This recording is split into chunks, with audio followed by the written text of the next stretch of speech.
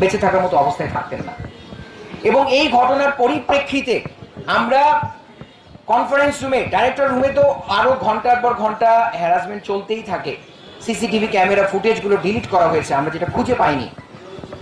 Conference রুমে আমরা দফায় দফায় এখানে এই তিনটা গ্রুপ মানে অন্যভাবে নিয়ে না, গ্রুপিংটা অন্যভাবে, যা তিনটা দল। একটা হচ্ছে আমরা ডক্টররা ছিলাম, প্রশাসন ছিল, একটা গ্রুপ ছিল সমন্বয়কারীতে বেশ কয়েকজন প্রতিনিধি আমাদের এখানে ছিল, এবং বিউবিটির স্টুডেন্ট, তাদের ভিসি এবং চেয়ারম্যান ছিলেন। এই তিনটে গ্রুপের মধ্যে আমাদের সবসময় মানে কয়েকবার কনফারেন্স রুমে প্রায় রাত 10টার উপর পর্যন্ত আলোচনা হয় একটা সমাধানে আসার জন্য।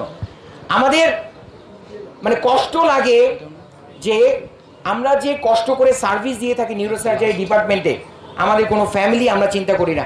আমাদের নিউরোসার্জারিতে বা আমাদের সার্জনদের সার্জারিটা একটা নেশা, আমরা বাসায় বসে থাকতে পারি না, আমাদের সার্ভিস না দিলে ভালো